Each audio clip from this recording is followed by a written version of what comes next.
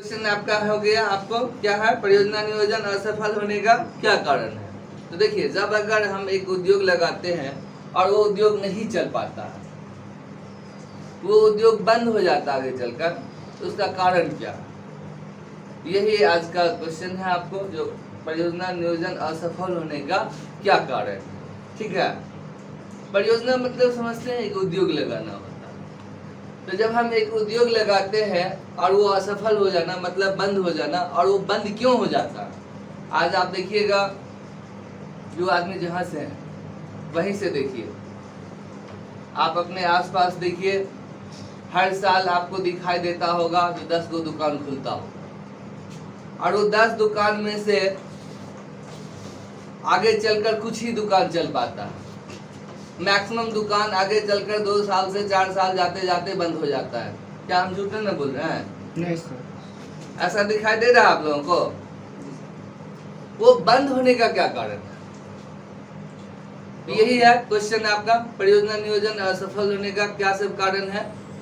तो जैसे मैंने आपको कहा अभी जस्ट, जो बच्चे अगर परीक्षा में फेल हो जाते हैं तो उसके क्या कारण है, तो बहुत से बात आया, एक आर्थिक कारण भी आया था, दूसरा ये भी आया जो भाई टीचर नहीं उनको योग मिला होगा, ठीक से पढ़ाई नहीं हो पाई होगी, ठीक से सिलेबस नहीं हो पाया होगा, और ढेर सारे बात था। कारण अभी हमें आपको एक उद्योग के लिए समझाना है, जो एक उद्योग असफल होने के पीछे क्या सब कारण है। कोई उद्योग अगर फेल हो जाता है, बंद हो जाता है, तो बंद होने का कारण क्या। चलिए, पहला पॉइंट क्या है आपका, संस्था के लक्ष्यों को संगठनात्मक स्तर पर नहीं समझ पाना। देखिए, संस्था का जो लक्ष्य है उसको संगठनात्मक स्तर पर नहीं समझना। मतलब संगठनात्मक स्तर मतलब ये हुआ कि सभी कर्मचारी को ये मालूम होना चाहिए जो संस्था का लक्ष्य क्या है, कहाँ जाना है, क्या करना है। जैसे कि एक बच्चे है, तो बच्चे को मालूम होना चाहिए जो उसका लक्ष्य क्या है, उसके पूरे परिवार को मालूम होना चाहिए कि इसका लक्ष्य क्या है। अब मान लीजिए कि एक बच्चे को आप सीए बनाएंगे, चार्टर्ड अकाउंटेंसी का तैयारी कराना है, तो उसके लिए उतना टाइम देना होगा उसके पढ़ाई पर, और उसके परिवार के सभी सदस्यों का सहयोग होना चाहिए, तभी वो बच्चा सक्सेस हो सकता है। उसी प्रकार एक उद्योग धंधे के सभी कर्मचारी को लक्ष्य का पता होना चाहिए, जो उसका लक्ष्य कहाँ है संस्था का, और सभी कर्मचारियों को उसमें सहयोग करना चाहिए। दूसरी पॉइंट क्या है, तकनीकी विशेषज्ञों की सलाह लिए बिना नियोजन के कार्य को पूरा किया जाना। देखिए, तकनीकी विशेषज्ञों का सलाह नहीं ली। तकनीकी विशेषज्ञ तो बताएंगे ना, जो भाई इस काम को करने में इतनी लागत लगेगा। आप उनसे सलाह नहीं लिया और काम शुरू कर दी। मान लीजिए कि आपको गांव में आज भोज करना है, तो गांव में भोज करना है, कोई अनट्रेंड आदमी आपको बता दिए कि आप जो है 1 क्विंटल जो है सब्जी ले आइए, उसी से हो जाए, जबकि गांव में 10 क्विंटल लगता है। क्या हो जाए होगा, रात में बहुत से लोगों को सब्जी नहीं मिल पाएगा, मिलेगा तो असफलता मिलेगा ही। वही है, तकनीकी विशेषज्ञ जो टेक्नोलॉजी से जुड़े हुए लोग हैं, उनसे आपने राय नहीं लिया जिसकी क्या लागत होगा। आप मान लो आपने सही से लागत का अनुमान नहीं लगाया, आप जो लागत कॉस्टिंग किए वो किए 50 रुपया, आपने सेलिंग प्राइस 100 रुपया फिक्स कर दिया, आपका लागत आ गया 200 रुपया। अब 100 रुपया में आप बेच रहे हैं, क्या होगा, लॉस होगा ना, नहीं होगा। 200 का सामान तैयार करके आप 100 में बेचोगे तो नुकसान होगा ना, कि नहीं होगा। बढ़े आगे, अगली पॉइंट क्या है, नियोजन प्रक्रिया की व्यवस्थित करने का प्रयास नहीं किया जाना। देखिए, नियोजन प्रक्रिया जो है उसको व्यवस्थित करने का प्रयास नहीं किया जाना। मतलब जैसे नियोजन किया गया था, प्लानिंग किया गया था, जिस काम को इस तरह से करना है, उसके लिए कोई सब लोग प्रयास नहीं किए। बात समझे? जैसे आपको पढ़ाई के लिए जो होना चाहिए, जो कम से कम 12 से 15 घंटे आप लोगों को पढ़ना चाहिए, वो अगर आप लोग नहीं पढ़ते हैं तो आप लोग प्रयास ही नहीं करेंगे, भर दिन खाएंगे या सोएंगे तो क्या होगा, अच्छा नंबर आएगा? नहीं आएगा। तो इसके लिए जरूरी है आपको कि सभी कर्मचारी जो है उसके लिए सहयोग करता, तभी वो सफलता मिलता। अगला पॉइंट क्या है, नियोजन में असीमित कार्यों का निष्पादन अल्पावधि में शामिल किया जाना। देखिए, नियोजन में असीमित कार्य को अल्प अवधि में किया जाना, मतलब ये है कि जहाँ मान लीजिए कि एगो कोई प्रोडक्ट को तैयार करने में 2 घंटा लगेगा और वहाँ पर जो टाइमिंग आप लोग कैलकुलेट किए वो 2 मिनट की है, परिणाम क्या होगा? असफलता तो होगा ही। आपने जिस काम को पूरा करने के लिए आपने सोचा कि 2 दिन में हो जाएगा, उस काम को पूरा करने में 20 दिन लगेगा, तो असफल होगा कि नहीं होगा? जितना प्रोडक्ट तैयार करेंगे उसके लिए जितना टाइम लगेगा उतना सही टाइम का अनुमान ही नहीं लगाया आप लोग। जैसे कि आप लोग सोचते होंगे कि 2-4 घंटा पढ़ेंगे तो हम लोग अच्छा से नंबर ले ही आएंगे, 400 प्लस नंबर आएगा, परीक्षा टाइम में पढ़ लेंगे तो आ जाएगा। पर भोज में कुम्हर रोपने से वो कुम्हर फड़ने नहीं लगेगा और उस दिन जो है कुम्हरौरी पार कर आप सब्जी में मिलाकर जो है दे देंगे लोगों को। है क्या संभव? उस दिन जो है कुम्हर गाछ रोपिएगा, वो उसी दिन फड़ने लगेगा, उसी दिन कुम्हरौरी हुआ, आप जो है पार कर उसको जो है सूख भी जाएगा और उसको भोज में खिला भी दीजिएगा लोगों को। तो उसी तरह आप लोग जो सोचते हैं कि पढ़ाई टाइम में लास्ट में जो है 2 महीना ऑब्जेक्टिव याद कर लेंगे और उस समय परीक्षा में 400 प्लस नंबर ले आएंगे, ऐसा होने वाला नहीं। समझ गए ना? अभी से उसके लिए कोशिश करें, तभी कुछ होने वाला है, नहीं तो कुछ नहीं होने वाला। चलिए अगला पॉइंट क्या है? गलत एवं अपर्याप्त आंकड़ों के आधार पर नियोजन किया जाना। देखिए, गलत आंकड़ा के आधार पर नियोजन तैयार करना। गलत एवं अपर्याप्त आंकड़ा मतलब आपका आंकड़ा ही गलत था। आपने जो आंकड़ा लगाया था कि आप जो है इस प्रोडक्ट को जो है 2 दिन में तैयार कर लेंगे, वो 2 दिन में तैयार होने वाला नहीं था। उसको तैयार करने में कम से कम महीना भर लगता। क्या होगा? असफलता होगा ही। अगली पॉइंट क्या है? परियोजना क्रियाओं के से संबद्ध वित्तीय आंकड़ों के सुदृढ़ न होना। देखिए, वित्तीय आंकड़ा मतलब जो आंकड़ा था उसके हिसाब से जो नियोजन बनाया गया सुदृढ़ नहीं हुआ, मतलब उस हिसाब से काम नहीं हुआ। क्या होगा? असफल होगा। जैसे आप एक प्लानिंग किए कि हम लोगों को 10 से 12 घंटा पढ़ना है और आप लोग कभी उस तरह पढ़े ही नहीं, तो क्या होगा? फेल तो होना ही है ना। आगे क्या है? परियोजना के उद्देश्यों को जाने बिना नियोजन के कार्य को पूरा किया जाना। देखिए, परियोजना का जो उद्देश्य है उसको जाने बिना जो है क्या किए? नियोजन का काम जो है करने लगे।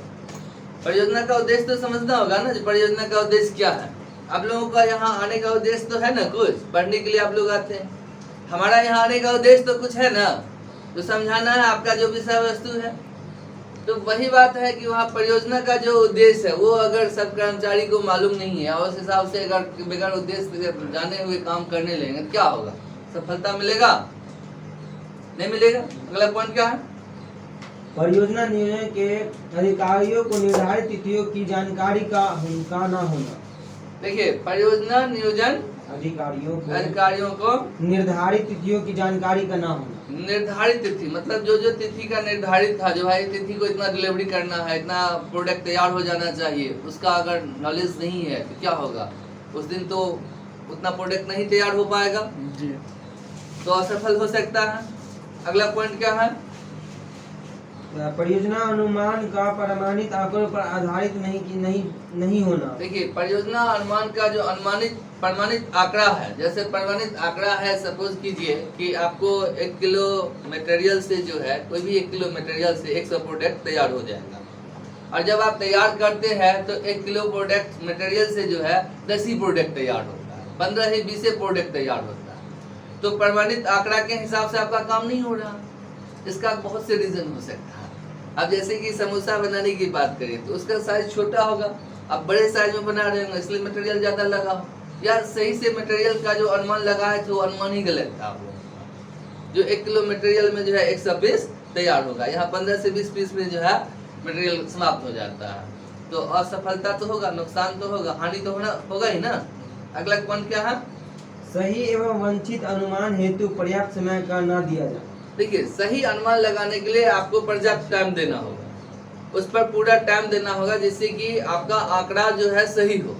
मैंने इस पर आंकड़ा, मतलब इसमें जैसे आपको एक गांव में भोज करना है, तो भोज करना है तो पता लगाएंगे ना भाई कितना चावल लगेगा, कितना दाल लगेगा, कितना सब्जी लगेगा। उसके लिए आप टाइम इन्वेस्ट नहीं करेंगे। अनट्रेंड आदमी से किसी से पूछ कर आप उतना मान लीजिए खरीद कर ले आएंगे तो क्या होगा, हो सकता है उस समय घट जाए या बहुत ज्यादा बढ़ जाए, ये भी हो सकता है।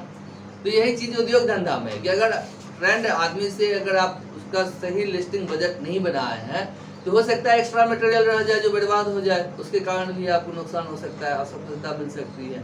और हो सकता है कि मटेरियल घट जाए जिसके कारण आपका प्रोडक्ट तैयार ना हो पाए और आप प्रोडक्ट का जो है डिलीवरी समय पर नहीं दे पाए, जिसके कारण आपको नुकसान उठाना पड़ सकता है। ठीक है, अगली पॉइंट क्या है? श्रम शक्ति का गलत अनुमान लगाया जाए। देखिए, श्रम शक्ति का गलत अनुमान लगाना मतलब आप समझिए कि जैसे कि आप सोचते हो कि एक मान लो मेला में दुकान खोलना है, ठीक है, आप सोचते हैं क्या कि एगो हलवाई रख लेंगे, वो जो है हजारों पीस सिंघाड़ो बना देगा, वो जलेबी भी तैयार कर लेगा, रसगुल्ला भी तैयार कर लेगा। आप बहुत बड़ा जगह ले लिए, बाहर सारा शोरूम सब कुछ तैयार कर लिए, और वो एक वर्कर जो है सब कुछ नहीं तैयार कर पाता है, कस्टमर का भी भीड़ पूरा है, तो क्या होगा? आपको नुकसान तो उठाना पड़ेगा ना। माने आप श्रमिक का सही अनुमान नहीं लगा पाए, उसमें सही कितना वर्कर लगेगा, ठीक है, कर्मचारी कितना लगेगा। जैसे अभी अच्छा नंबर लाने के लिए ज्यादा टाइम देना होगा आपको पढ़ने पर, तो उसका अनुमान आपने गलत लगाया। आप सोचा कि 2 से 4 घंटा भी पढ़ेंगे तो हम इतना नंबर ले आएंगे, तो वो तो नहीं होगा। आपको टाइम कम से कम अगर आप 10 घंटा पढ़ोगे तब ये 300 प्लस नंबर हो सकता है। 14 घंटा प्लस पढ़िए तब जाके 400 प्लस नंबर का कोई अनुमान लगेगा। समझ रहे हैं ना? तो वहां भी यही बात है, श्रम शक्ति का सही अनुमान नहीं लगाया गया। अगली पॉइंट क्या है? नियोजन के अनुरूप कार्य का निष्पादन नहीं। जैसे नियोजन किया गया उस तरह से काम नहीं किया, समझे? जैसे जैसे नियोजन किया गया था उस तरह से काम को नहीं किया गया। जैसे प्लानिंग कुछ किया, काम कुछ किया। अब प्लानिंग किए थे कि वहाँ जमीन जो है 1 कट्ठा लेना, और खरीदते समय 2 कट्ठा ले लिए, ज्यादा पैसा इन्वेस्ट हो जाएगा, आगे जाके एडवर्टाइज में पैसा बढ़ जाएगा, काम रुक सकता है। काम रुक सकता है तो असफलता मिल सकता है, कंपनी डेवलप नहीं कर सकता, विकास नहीं कर सकता। बात समझ में आ रहा है ना? चले आगे। नियोजन में शामिल व्यक्तियों का वांछित योग्यता के अनुसार न होना। देखिए, नियोजन में जो शामिल व्यक्ति, जितने वर्कर कर्मचारी हैं, उनमें जो योग्यता होना चाहिए, अगर वो योग्यता नहीं होगा तो भी असफलता मिलेगा। ठीक है, देखिए, एक सफल जो विक्रेता होता है उसको मिट्टी को उठा के दे दीजिए तो सोना के भाव में जाकर बेचकर चला आए, और एक मान लीजिए असफल विक्रेता होगा तो उसको सोना भी दे दीजिएगा ना बेचने के लिए तो भी नहीं बेच पाएगा, और अंत में वो प्रोडक्ट एक्सपायर हो जाएगा, और एक्सपायर होने के बाद मिट्टी के भाव में बेचना पड़ेगा। तो सीधी सी बात है कि आपको एक अगर सफल कर्मचारी होगा तो आपका बिजनेस सफल होगा, अगर आपके पास जो कर्मचारी हैं वो अगर असफल है तो आपका बिजनेस असफल ही असफल होगा। समझ गए ना? अगली पॉइंट क्या है? नियोजन में कार्यरत व्यक्तियों का अदूरदर्शी व दक्ष न होना। देखिए, नियोजन में जो लोग काम कर रहे हैं उनको दूरदर्शी मतलब भविष्य के बारे में जानकारी नहीं होना, कि भविष्य में क्या हो सकता है, किसी प्रोडक्ट का जो है भाव गिर सकता है या किसी प्रोडक्ट का भाव बढ़ सकता है। ठीक है, ऐसे स्थिति में भी असफलता होने की संभावना होगा। आप सपोज कीजिए कि आलू का लास्ट सीजन है, मतलब लास्ट सीजन जा रहा है, अब उस समय आलू का रेट मान लो 20 रुपये है, उस समय अगर हम 5 ट्रक स्टॉक कर ले तो क्या होगा? 5 ट्रक माल 6 महीना चलेगा, और यहाँ पर जो है आलू का रेट क्या होगा? अब जो है अगला महीना में आलू आ जाएगा नया, धीरे धीरे आलू का रेट गिर जाएगा, 10 रुपए किलो हो जाएगा। जब आलू का सीजन आएगा तो रेट गिरेगा ना, क्या होगा? 1 महीना का जो स्टॉक मान लीजिए बिकेगा, उसके बाद तो हमको 5 महीना का जो माल रह जाएगा वो नुकसान होगा। यही जब आलू का सीजन स्टार्ट हुआ उस समय जब 10 रुपए किलो था, उस समय अगर हम उसको जो है 5 ट्रक माल मंगवा लेते जो हमको 6 महीना चलता तो उसमें हमको लॉस की संभावना नहीं होता। मतलब किस समय में कौन सा प्रोडक्ट करना है, सीजनली भी मेंटेन करना पड़ता है। बात समझे? अब जैसे कि देखोगे जाड़े का कपड़ा है, ऊनी कपड़ा है, वो अगर लास्ट सेशन में अगर आप मान लो फरवरी लास्ट होता रहता है, उसमें अगर आप खरीद के दुकान में ले आओ 5 लाख का, तो क्या अब तो अगले साल बिकेगा, बीच में हो सकता है चूहा बहुत को काट दे तो बहुत सा लॉस हो सकता है। तो आपको यही देखना है कि किस प्रवृत्ति का, किस प्रोडक्ट का बिजनेस है और उसको किस समय में किस तरह का बाजार में मांग होगा और उसके आधार पर उतना आपको उत्पादन करना चाहिए जो कि वो बिक जाए। अगर वो माल बिका नहीं रह गया तो नुकसान आपको उठाना पड़ेगा, असफल हो सकते हैं। अगली पॉइंट क्या है? नियोजन में शामिल अधिकांश व्यक्तियों को संस्था में क्या हो रहा है की जानकारी न होना इत्यादि। देखिए, नियोजन में जो अधिकांश व्यक्ति है उनको कोई पता ही नहीं है जो क्या हो रहा है, नहीं हो रहा है। ठीक है, जैसे आप एक भोज कर रहे हैं और मान लीजिए सब लोग आया है, सबको इनवाइट कर दिया, ठीक कर दिया, और कोई मान लीजिए ठीक से काम, मान लीजिए जो आपको भोज का मटेरियल है जो खाने खिलाएंगे उन लोग तैयार नहीं है, सब कुछ ज़्यादा लोगों को कुछ पता ही नहीं है क्या हो रहा है, नहीं हो रहा है, क्या हुआ नहीं हुआ, जितने लोग हैं जिसको, तो उसमें क्या होगा? रात में खाने के टाइम में अगर कोई चीज़ सब सारा चीज़ अगर तैयार नहीं रहेगा तो क्या खिलाएंगे लोगों को? है ना, खिला पाइएगा? तो जो उद्योग से जुड़े हुए लोग हैं, जितने कर्मचारी हैं, उन लोगों को अगर ज़्यादा अधिकांश कर्मचारी को मालूम ही नहीं है जो हम लोग क्या कर रहे हैं तो क्या होगा? असफलता तो मिलेगा ही। हो गया, लास्ट पॉइंट था। तो देखिए, असफल होने का वैसे बहुत से कारण, एक ये जो कुछ पॉइंट है आपका इतना ही है, ऐसी बात नहीं है। जो उद्यमी है, उद्यमी को अगर व्यवसाय का ज्ञान नहीं है, उद्यमी को अगर उद्यमिता का ज्ञान नहीं है, उद्यमी को जो है अगर आपको इकोनॉमिक्स का ज्ञान नहीं है तो उसको नुकसान उठाना ही पड़ेगा। अब आप लोग कहिएगा जो व्यवसाय में तो सारा बात आ जाता है, उद्यमिता में सारा बात आ जाता है और इकोनॉमिक्स में भी सारा बात आ जाता है, और सब जगह देखिए तो एक ही बात है। इकोनॉमिक्स क्या है? कम से कम लागत में अधिक से अधिक प्रॉफिट जो है उठाना सिखलाता है। व्यवसाय जो है वो बताएगा जो भाई किस तरह से हमें व्यवसाय करना चाहिए। उद्यमिता में ये बताता है जो किस तरह से हमें उद्योग लगाना चाहिए। तो अभी का जो आपका क्वेश्चन था वो क्या था? परियोजना नियोजन असफल होने का क्या कारण है? मतलब एक परियोजना अगर नहीं चल पाता, एक उद्योग धंधा अगर आप लगाते हैं तो नहीं चल पाता है, उसके पीछे क्या कारण है ना? तो बहुत से ऐसे उद्योग धंधा है जो आपको सब जगह नहीं किया जा सकता है। जैसे कपड़ा उद्योग का बात करें तो कपड़ा उद्योग के लिए जो मानसून है, मानसून समझते हैं ना, वातावरण जो है वो हम लोगों के यहाँ जो बिहार है यहाँ के लिए उतना उपयोगी नहीं है। यहाँ पर जो कपड़ा उद्योग लगाया जाता है तो कपड़ा में टिकाऊपन का अभाव होता है, और यही अगर सूरत में कपड़ा मिल लगाया जाता है तो वहाँ के कपड़ा में टिकाऊपन पाया जाता है, और इसीलिए आज सूरत में 2 लाख प्लस कपड़ा का मिल है। एगो दूगो नहीं, 2 लाख प्लस, समझ रहे हैं ना? और जगह नहीं है। तो बहुत उद्योग के लिए बहुत चीज फैक्टर है। एक सिर्फ यही नहीं है कि अगर सिल्क का काम बढ़िया होता है। हाँ, सिल्क का हाँ। तो कहने का मतलब यहाँ देखिए सब जगह एक अलग अलग है। सभी उद्योग को असफल होने के कारण जो है सिर्फ एक ये कहिएगा कि उद्यमी को यही चीज का ज्ञान होना चाहिए, सभी कारण को जो है फॉलो करना चाहिए ताकि आगे चलकर वह बिजनेस में असफल ना हो सके। समझे? देखिए ऐसे क्वेश्चन जो है असफल होने का कारण जो है पढ़ने से क्या फायदा है आप लोगों को, बताइए आप। अगर हम लोग असफल होने का कारण समझ लेंगे तो असफल नहीं हो सकते। कभी भी बिजनेस हम लोग हमेशा पॉजिटिव थॉट पे काम करते हैं, पॉजिटिव ही सोचते हैं, मगर निगेटिव पर भी ध्यान देना चाहिए। जो अगर असफल होगा तो हम क्या करें, अगर वो बिजनेस फ्लॉप होगा तब हम क्या करेंगे, इसका भी ज्ञान होना चाहिए।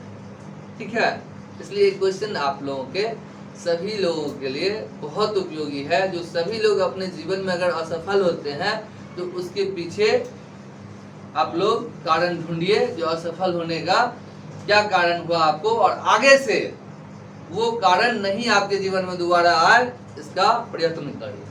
मतलब आगे से वो कठिनाई जो अगर आएगा तो उसको आप कैसे फेस करेंगे, कैसे सामना करेंगे, इसका भी ज्ञान होना चाहिए। जैसे लोग कहता है कि ठेस लगने से बुद्धि बढ़ता है, सुने हैं कि नहीं सुने? Yes sir.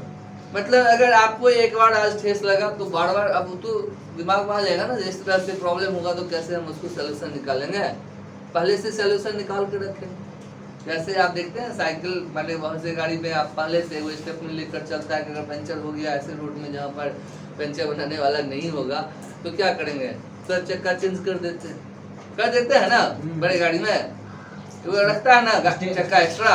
ठीक है, थैंक यू।